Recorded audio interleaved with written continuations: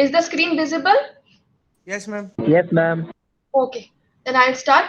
Today's topic for discussion is portal hypertension and some extra topics like metabolic liver disease and tumors. So coming to the first topic, that is portal hypertension. Now the basic pathogenesis behind the causation of hypertension is liver cirrhosis. So what happens when there is cirrhosis? We know there is fibrosis. This leads to scarring and nodule formation. So whenever there is scar formation, there will be distortion of the liver vascular artery. Now, this distortion of liver vascular architecture, what it will do, we know the sinusoids run into the hepatic parenchyma. So this will lead to the constriction of the hepatic sinusoidal architecture. Now, when there is vasoconstriction anywhere, there will be increased pressure. So this will also lead to increased intrahepatic vascular resistance in liver. Now, what are the causes of this portal hypertension? The causes are divided into prehepatic, hepatic, and posthepatic. Now, prehepatic, pre-sinusoidal, this includes the causes in the vein or in the either portal vein thrombosis due to sepsis or any abdominal trauma which can dislodge a thrombus, which can then occlude the portal vein or the splenic vein. So this is the cause of these are the prehepatic causes, which includes the splenic vein or the portal vein. Then we get inside the liver. In the liver also it is divided into pre-sinusoidal, then the sinusoidal and post-sinusoidal. Now what are the pre-sinusoidal hepatic causes of portal hypertension?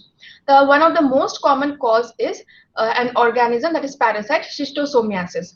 This the eggs of the schistosomiasis, this can occlude the sinusoids. Other than that, certain congenital conditions like congenital hepatic fibrosis, certain drugs, then sarcoidosis, this can also cause intrahepatic but pre-sinusoidal portal hypertension. Now coming to what are the purely sinusoidal causes of portal hypertension. The list includes cirrhosis, polycystic liver disease, some nodular regenerative hyperplasia, or metastatic malignant disease. Then comes intrahepatic post-sinusoidal occlusion. That can be because of any veno-occlusive disorder, which usually includes the sinusoidal vasculature. Now, what are the post-hepatic causes? Post-hepatic means again outside the liver. This includes any pathology either in the hepatic vein or the IBC. The one of the most common cause is the Budd-Chiari syndrome. That is the occlusion or any pathology in the IBC or hepatic vein, and this usually presents with hepatomegaly, ascites, and along with portal hypertension. So this is a triad. Now, what happens when there is portal hypertension? What is the pathogenesis? One, I said that there is cirrhosis. So when there is cirrhosis, there are release of certain factors, and there is also decrease or either increase of certain factors. Like there is decrease in nitric oxide, which causes vasodilatation, so it will lead to vasoconstriction. And also certain factors are released, like the endothelin, thromboxane A2, leukotrienes, which all cause vasoconstriction, which you must have studied in your class of inflammation.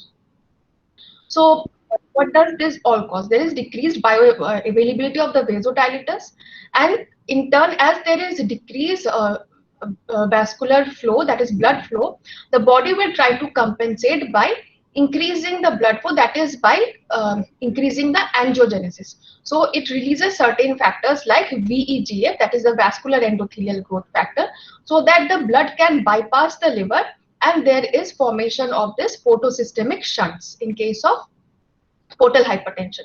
Now, another thing what happens is the body tries to compensate this decreased blood flow by somewhat increasing the blood flow by some other means. That is by increasing the splanchnic blood flow, that is increasing the amount of blood which flows through the portal vein or the splenic vein.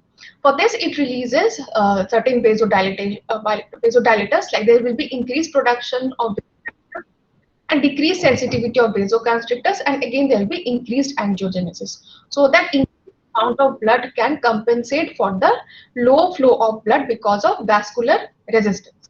Now all this will lead to especially the release of VEGF, that is angiogenic pro-angiogenic factor, This will lead to opening of the pre-existing blood vessels, and this will lead to portosystemic collateral vessel formation. Now, this is the main reason why there is formation of this esophageal varices, hepatic encephalopathy, or sepsis. Now, how this splanchnic blood flow is increased in portal hypertension. Now, various factors like the release of VEGF, the agonist shear stress, inflammation, and glucagon. The main aim of all these products is to cause vasodilatation by release of nitric oxide, carbon monoxide, or prostacyclin, which all acts as vasodilators. Now, these vasodilators act through the soluble guanyl cyclase pathway. Ultimately, there is generation of cyclic AMP, which increases the splanchnic blood flow in portal hypertension to compensate for the low blood flow inside the liver, and so that the blood can there can be adequate blood supply also. Now, what are the sequelae of portal hypertension? The sequelae of portal hypertension are mainly because of the portosystemic shunt, which is caused because of the portal hypertension. Now, what happens in this? There is increased prevalence of esophageal varices. So, the patient will present with bleeding. And also, then you will find that there are radiating vessels around the umbilicus, which are called the caput medusae. And also, because of this portosystemic shunting, ammonia and all these are not metabolized inside the liver as it is already damaged. So there will be manifestation of hepatic encephalopathy. And also there will be ascites. Now, what is the reason behind the causation of ascites in portal hypertension? The main cause of portal hypertension, that is the intrahepatic cause. So what happens when there is liver damage due to anything, especially chronic liver damage? The synthetic factors like the albumin will decrease. So this will lead to decrease in the plasma colloidal osmotic pressure. So as we all know, when the plasma colloidal osmotic pressure decreases due to hypoalbuminemia, there will be increased water retention. And another reason is, as there is increased intrahepatic vascular resistance because of sinusoidal compression, this will in turn increase the portal venous pressure, and this will increase the hepatic lymph, which will again lead to ascites. Now, the other reason is that as there is a decrease in the blood flow inside the liver, the body tries to compensate by increasing the blood flow, that is by vasodilatation. So this leads to decrease in the effective intravascular volume, which will in turn decrease the blood flow in the kidney. Now, this decrease in blood flow in the kidney will be sensed by aldosterone, that is the renin-aldosterone system will be activated. This will in turn lead to increased sodium retention. So these factors will lead to ascites. Now, if this ascites is long-standing, there can be also development of spontaneous bacterial peritonitis. That is, the peritonitis will develop without any abdominal infection. And the main organism usually cultured is the E. coli. And if we do the serology of this ascitic fluid, it will be found to be rich in polymorphs. Now, coming to few more MCQs. Microvesicular fatty liver is seen in, you can unmute and answer. This was discussed in the last class. It can be more than one factor. So if you recall anything, or if you have studied after returning, after the class. Anyone?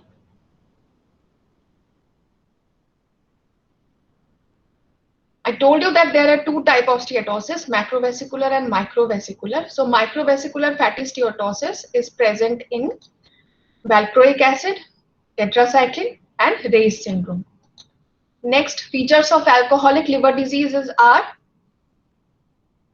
can anyone answer? Fatty changes. Yes. Mallory Helen bodies, Mallory bodies, Mm-hmm. and microvesicular fatty deposit can occur in early alcohol deposit, and micronodular cirrhosis can also happen. Mm. And what about this pericellular fibrosis? Actually, all the factors can be present. When the liver is damaged, when it is just going early cirrhosis, there will be pericellular fibrosis also. Otherwise, pericellular fibrosis can be found in non-alcoholic steatohepatitis also. So all the features can be present in alcoholic liver disease. Next, an obese female is presenting with features of hepatitis. She is a known diabetic. Which of the following would be the liver biopsy feature? Means likely feature. This is an obese female patient. Non-alcoholic steatohepatitis. So by the clinical presentation, what do you infer? Because obesity and diabetes both are risk factor for non-alcoholic steatohepatitis and Towards a metabolic syndrome, metabolic syndrome. Yes. in which we find either the features of diabetes or increased glucose. Along with that, we will have hypertriglyceridemia and also microalbuminuria, which I told either one or two of the above two features were there. Now coming to the next clinical scenario, a previously healthy 38-year-old woman, she is obtunded, means she is comatose for the past 4 days. On physical examination, she has scleral icterus, abdominal fluid wave, that is she is having ascites, and asterixis, that is flapping tremors. She is febrile, blood pressure is towards the lower side. Lab findings show elevated prothrombin time. ALT and AST is markedly elevated. Normal is up to 40. Albumin is low. Total protein is also low. So what next investigation would you like to do in this patient? The patient is having jaundice. The patient is having asterixis. The patient is having ascites. And the ALT and AST levels are markedly elevated. So what do you think the clinical scenario is fitting into? Anyone? This is a patient of hepatic encephalopathy. That's why the patient is comatose, the patient is having flapping tremors, ascites. So which of this do you want to investigate next? The level of which one? Ammonia. Yeah. Ammonia. Yeah. Alkaline phosphatase is for obstructive liver disease. Amylase is for pancreatitis. Anti-HCV we know is hepatitis C virus. Anti-nuclear antibody, that is for autoimmune hepatitis. Now all this can cause hepatic encephalopathy, but to determine hepatic encephalopathy, the ammonia levels one has to determine. Now next coming to a few of the metabolic disorders. First and foremost, Wilson's disease. This is an autosomal recessive disorder in which there is impaired copper excretion. As there is impaired copper excretion, so this is characterized by excessive deposition of copper in many tissues, but especially liver, brain, and eye. It was discovered by Samuel Alexander Kynier Wilson. He is the famous scientist. Now coming to copper metabolism. Now what happens after a daily intake of about 2 to 5 mg per day? Now about 40 to 60% is absorbed in the stomach or first part of duodenum. Now after absorption, it binds to ceruloplasmin. Like for iron, we have the binding protein transferrin. For copper, we have ceruloplasmin. Now, after it binds to a ceruloplasmin, about 90 to 95% will bind to ceruloplasmin. Then the next step is it will be released into the plasma either through albumin or transcuprin. Now, whatever damaged ceruloplasmin behind or the unbound copper is there, that is excreted through the bile canaliculus into the biliary tract and then into the stool. Now, what happens in Wilson's disease? In Wilson's disease, there is defective ATP7B gene in the chromosome 13. You should remember this gene because this is important for your NEET PG point of view. This has been asked. Now, what is the function of this ATP7B gene? This encodes a transmembrane copper transporting ATPase that is present in the hepatocyte canalicular membrane.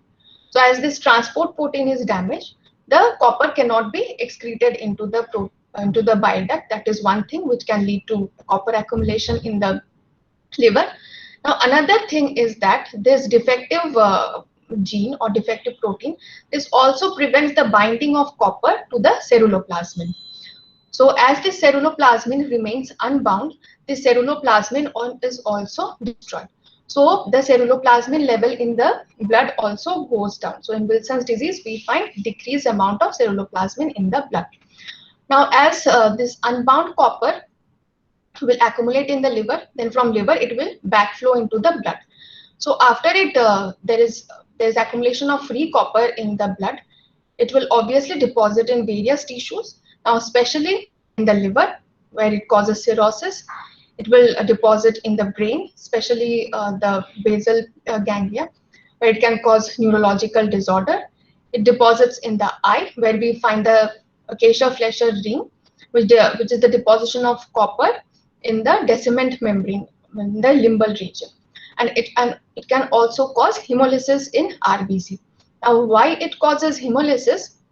That the reason is exactly not known, but it is thought that some sort of membrane damage occurs in the RBC, and also the metabolic pathways of RBC that are destroyed, which causes hemolysis. Now, what can be the liver manifestations? Liver manifestations can be varied. Now, think of whatever disease, and the manifestation can be present in Wilson's disease. It can just be an asymptomatic hepatomegaly, or it can present with just with abnormal liver function test as early as the first year of life. It can present as fatty liver. It can present with acute hepatitis. It can present like an autoimmune hepatitis, cirrhosis, or acute liver failure. So whenever we do not find any cause for liver damage, we do estimate the ceruloplasmin level, and also we try to exclude any possible cause of Wilson's disease, because this can be a great mimic of all the disorders. Now coming to the investigations, we will invest for the investigation. We see the serum ceruloplasmin level. As the ceruloplasmin remains unbound, it is destroyed, and so the ceruloplasmin levels will decrease.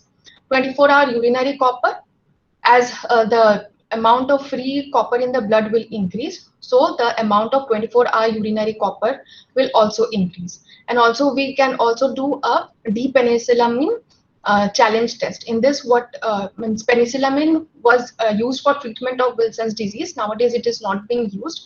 So it is a chelating agent. It chelates the copper and increases the excretion of copper in urine. So this penicillamine challenge test can also be done. MRI of the brain, we will see non-specific changes like brain atrophy. In ophthalmologic examination, as I have said, that you can find this copper deposition in the descendant membrane in the limbal area. This greenish, yellowish deposit is seen. And obviously, we can do the liver, which is the method of choice for the diagnosis of Wilson's disease. We measure copper content also, which we say increased when there is more than 250 microgram per gram. And if we do a liver biopsy, we can see there is accumulation of copper, which can be demonstrated by the rhodanine stain. But copper accumulation is not the Wilson's disease is not the only cause of copper accumulation. Copper accumulation can be seen in any cholestatic disorder. So it is the constellation of findings which helps in diagnosis of Wilson's disease. And lastly, we can do genetic testing. Now, one thing I want to say here, that there's an entity called Indian childhood cirrhosis, which has decreased nowadays in India. Now, this was also featured with copper deposition, especially in childhood. Now, earlier, milk and food used to be served in brass metallic utensils. So this led to copper deposition. Now, as nowadays, this utensils has reduced in number or not used only. So the prevalence of Indian childhood cirrhosis has decreased. Otherwise, Indian childhood cirrhosis was quite prevalent in India. And that's why it was named also Indian childhood cirrhosis.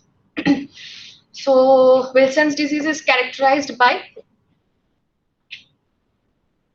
you can unmute and answer. C. Yeah. Serum ceruloplasmin level, it will decrease, I said. Copper excretion will increase because free copper in the blood has increased, and it is an autosomal recessive condition. Now coming to the next metabolic condition, that is hemochromatosis. Now hemochromatosis, this is caused by excessive iron absorption, and the main organs to manifest the disease is liver, which can show cirrhosis, and pancreas. And pancreas, as it contains the islet cells, the manifestation will be of diabetes, and followed by heart, joints, and endocrine organs like pituitary. Now, two forms of hemochromatosis are recognized: hereditary hemochromatosis, which is an inherited disorder; secondary hemochromatosis. Secondary hemochromatosis is also called hemosiderosis. The main cause being that transfusion associated. Suppose the child is suffering from thalassemia or any myelodysplastic syndrome, then or aplastic anemia, then to sustain the hematopoiesis, transfusion is being done. So if this transfusion is excess, this can also lead to iron overload, which can lead to secondary hemochromatosis or hemosiderosis. Now, what is the mechanism of liver injury? There will be lipid peroxidation by iron catalyzed free radical reactions, stimulation of collagen formation by activation of hepatic stellate cells, which can lead to cirrhosis, and the cirrhosis in hemochromatosis is micronodular type of cirrhosis, or the interaction of this reactive oxygen species with DNA itself, which can lead to hepatocellular carcinoma by mutagenesis in DNA. Now, what is the pathogenesis behind secondary or acquired hemochromatosis? The most common cause, as I have already told you, that it is associated with ineffective erythropoiesis, such as thalassemia and myelodysplastic syndrome. Now, what happens when there is thalassemia or myelodysplastic syndrome? There is a less amount of blood in circulation. So, to compensate for this, marrow will manufacture more erythroid precursors.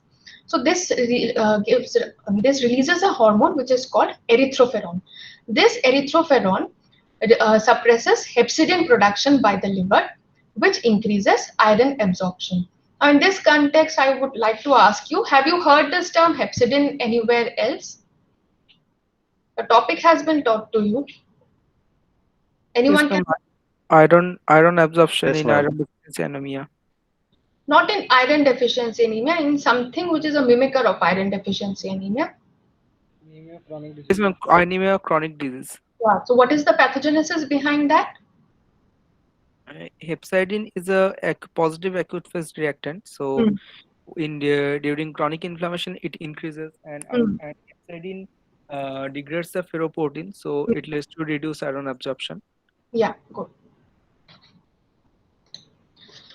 So I'll discuss a bit about normal and what happens in hemochromatosis. Now, there's receptors and there's molecules like HFE, hemoglobin transferrin receptor 2 or transferrin receptor 1. This regulates the hepcidin synthesis. Now, when hepcidin is synthesized, now we know iron is absorbed from the luminal side and then it is released from the basal side into the circulation, from where it is carried by the blood. The exit of iron that is carried out by this ferroportin carrier protein. Now, what happens? This hepcidin causes internalization and degradation of this ferroportin so that excess iron cannot cross the basal membrane and cross into the blood. Now, this is maintained. Now, what happens in hemochromatosis? There is loss of function of this carrier proteins or this genes. So all of this leads to reduction in the hepcidin synthesis. Now, as there is reduction in this hepcidin synthesis, this ferroportin will go unchecked. So there will be increased iron overload. Coming to the manifestations, in liver, it will manifest as hepatomegaly initially, obviously because as there is deposition of iron, and ultimately there will be cirrhosis. In the pancreas, there will be destruction in the islet cells, which will lead to diabetes mellitus. It deposits in the skin. That's why we get a bronze skin appearance.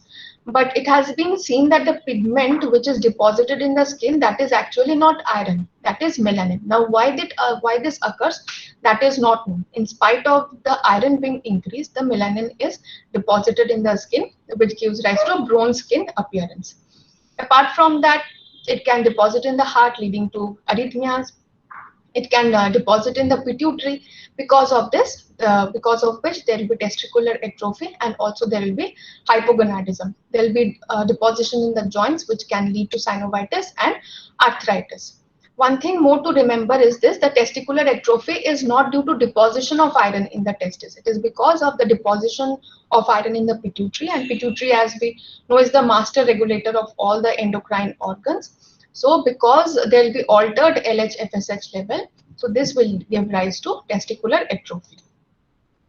Now, coming to the mutations, the most commonly mutated gene is the HFE gene, which is present in around 70% of the persons, and usually it affects the adults.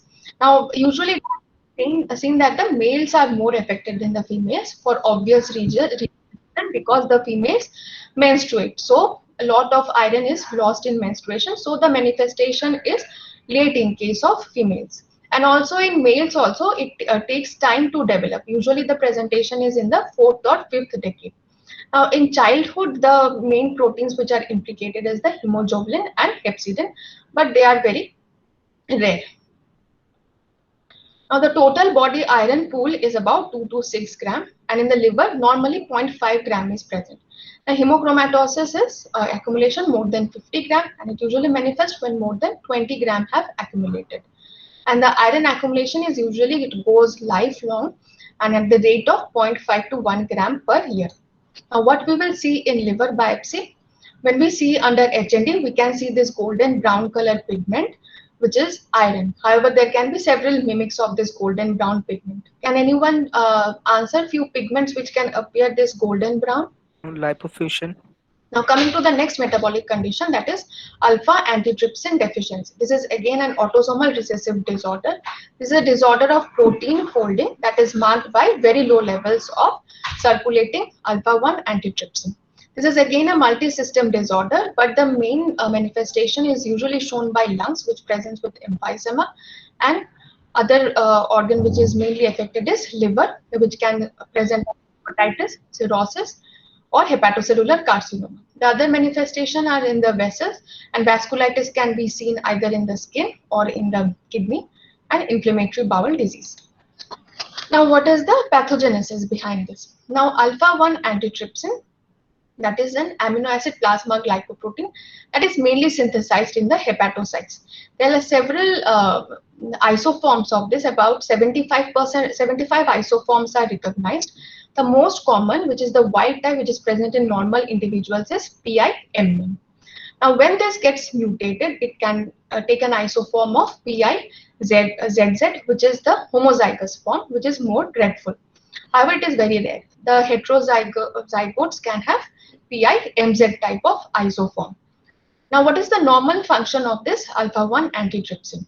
Now, certain elastases are released from the neutrophil to destroy the bacteria. Now, in normal circumstances, what the alpha antitrypsin does, it coats the alveoli.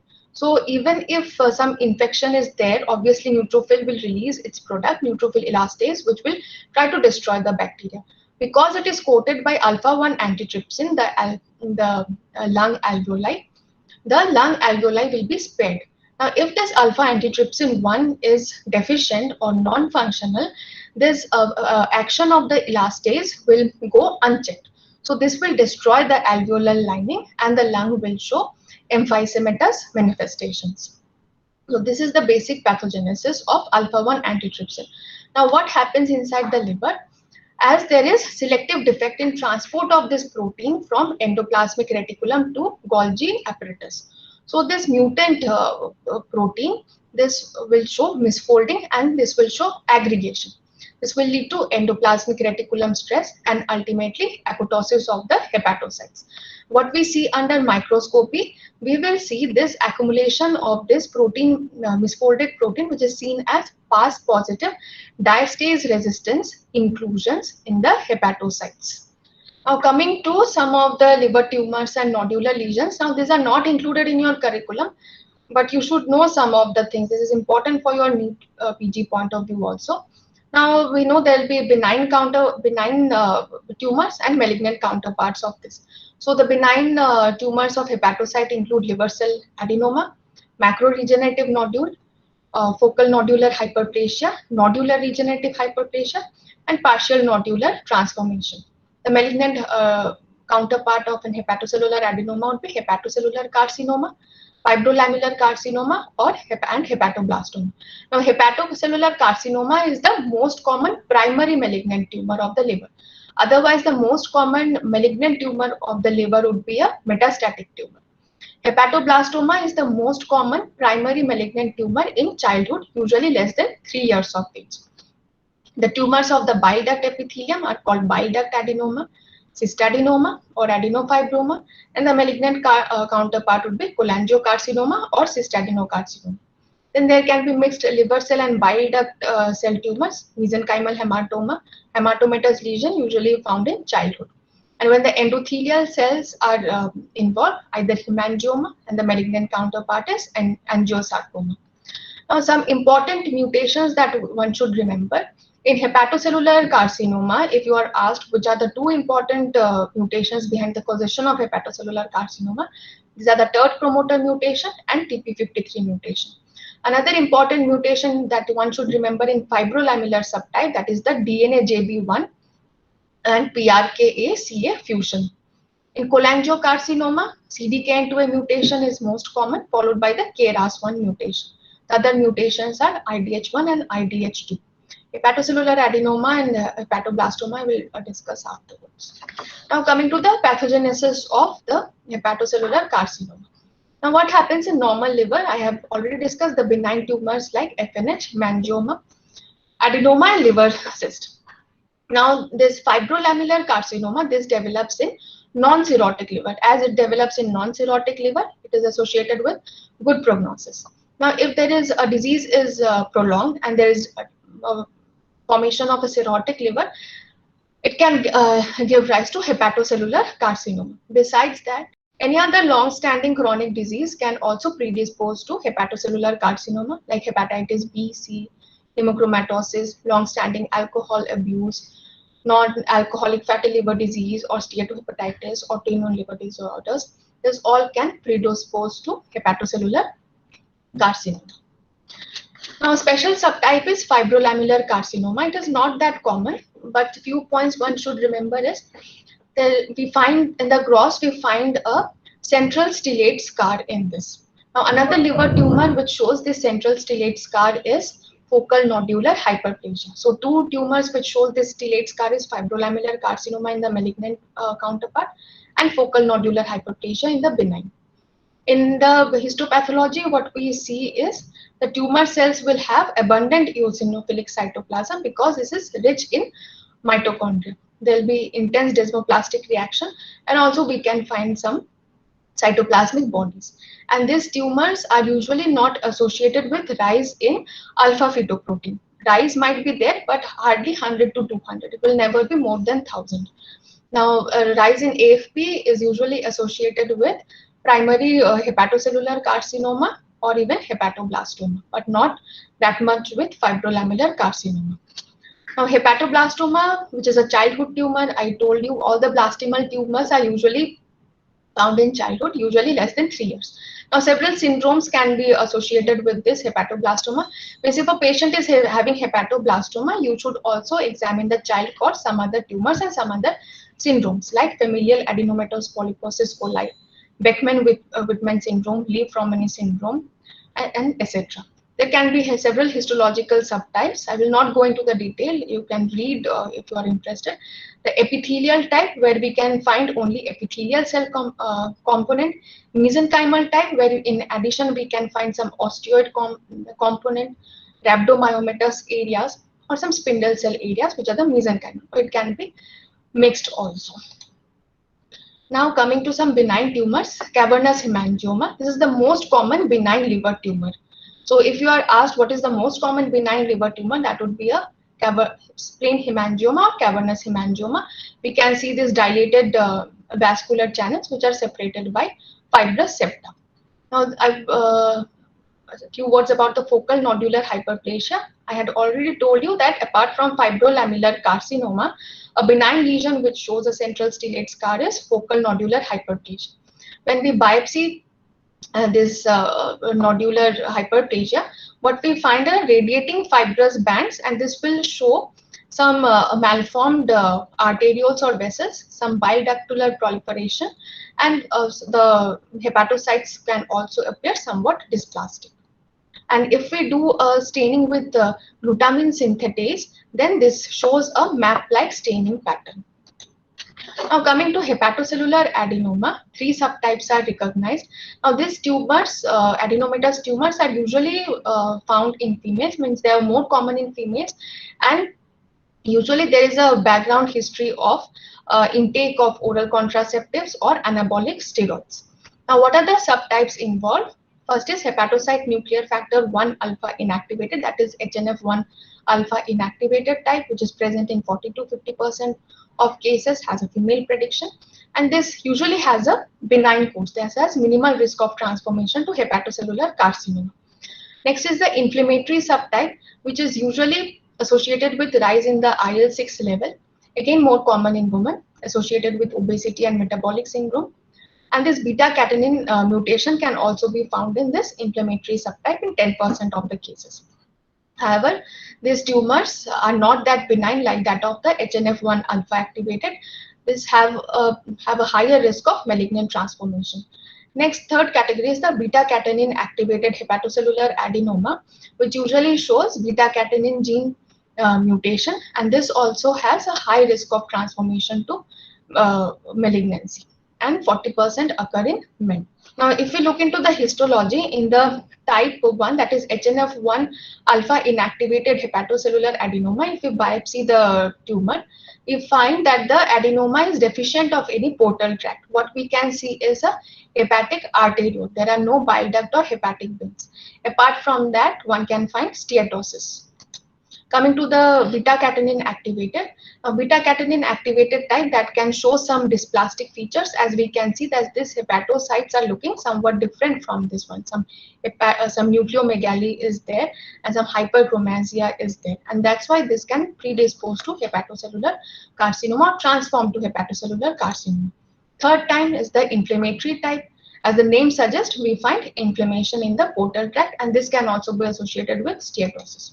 Now, if we look into the immunohistochemistry profile, the HNF1 alpha inactivated will show a loss of liver fatty acid binding protein. This is the normal zone which shows a positive cytoplasmic staining. However, the portion which is adenomatous will show loss of this protein. The beta-catenin 1 activated, as the beta-catenin is mutated, we find nuclear staining for beta-catenin. And the inflammatory type will show positive reaction for C-reactive protein. Now, coming to cholangiocarcinoma. The cholangiocarcinoma, as I have already said, this involves the bile ducts from the extrahepatic bile ducts to the intrahepatic bile ducts anyway. Now, when the tumor is in the junction of the right and left hepatic duct, terminology is used for the same, that is the Klatskin tumors, and the prognosis is very poor in this tumor. Now, a bit about circulatory disorders. Circulatory disorders, obviously the blood vessels which supply blood to the liver that are involved. So it can be either portal vein, which can show thrombosis, or some sepsis or infection can cause portal vein thrombosis, or the hepatic artery can be compromised, or it can involve the hepatic vein or the IVC, like in Budd-Chiari syndrome. Now, a special type of pathology, that is pileosis hepatitis or pileosis hepatis. This is a condition where we see that the sinusoids are dilated. This looks a bit like a cavernous hemangioma, but cavernous hemangioma that will usually be well demarcated, while this one will just show sinusoidal dilatation, and there will be no fibrous septa separating this dilated sinusoidal channels.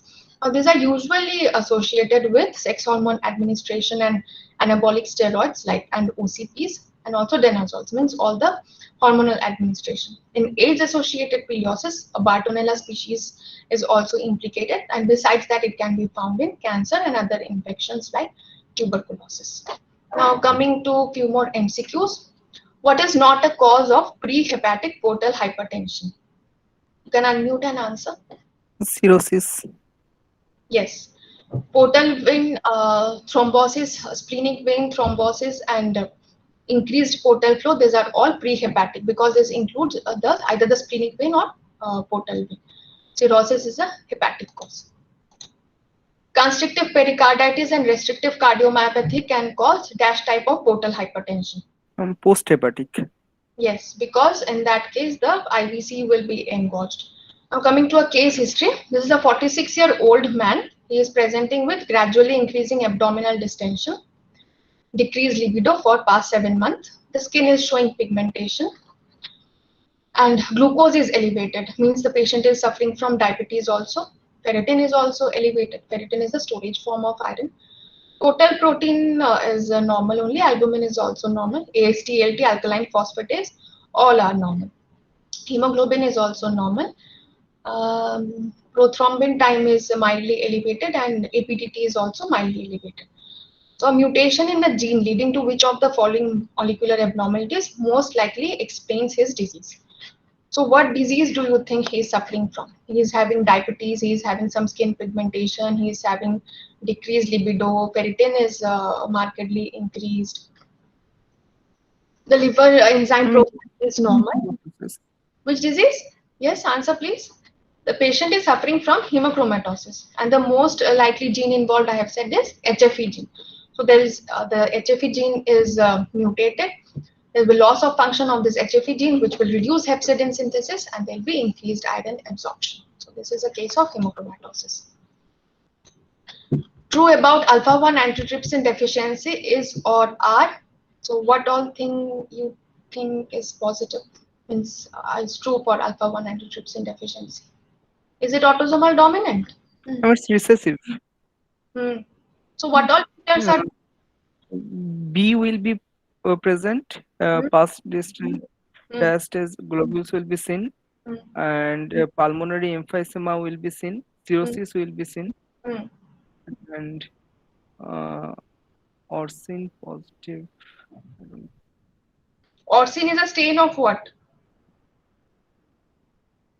Mm, Orsin is a stain for copper associated protein, one thing, and it can also stain hepatitis B surface antigen.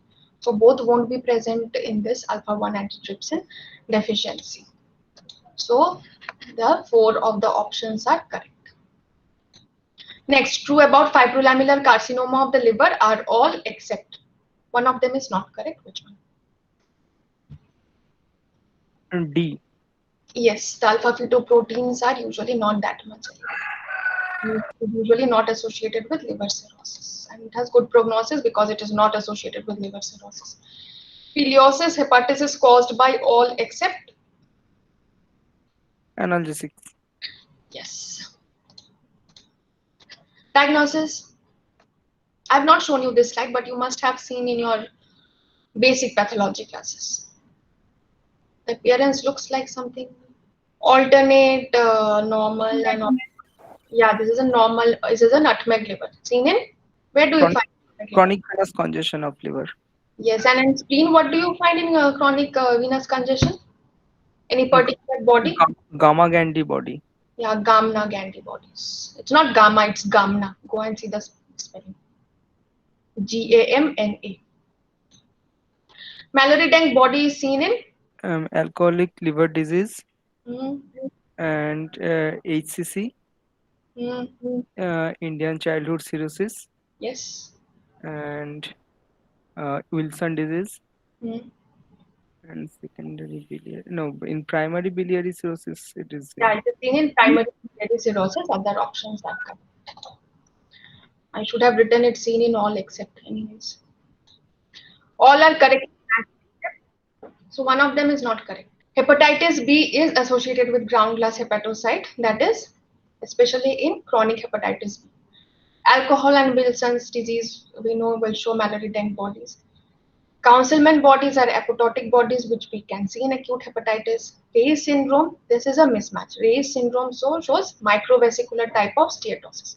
Ground glass hepatocyte is not seen in Ray's syndrome. But Carey syndrome is characterized by, I told Hepat- you, hepatic veno-occlusive disease. multiple options can be correct. Hepatic veno-occlusive disease. So hepatic vein obstruction A and E can be, and hepatomegaly. Actually, the options are as I told you, Budd-Chiari syndrome is occlusion of either the hepatic vein or the IVC, that is the post-hepatic causes. Portal vein obstruction is obviously not there. Hepatomegaly can be there. Hepatic veno-occlusive disease that specially refers to sinusoidal obstruction. So the three options which are correct are hepatic vein obstruction, IVC obstruction, and hepatomegaly. The other feature which can be present is ascites. It is a triad of three things. So with that, I come to the end of your hepatobiliary class. Anything you want to ask? From the exam point of view, theory point of view, what is important is hepatitis. You get a long question on hepatitis. Apart from that, you should know the difference between obstructive jaundice and non-obstructive jaundice, direct and indirect hyperbilirubinemia. And cirrhosis is also important.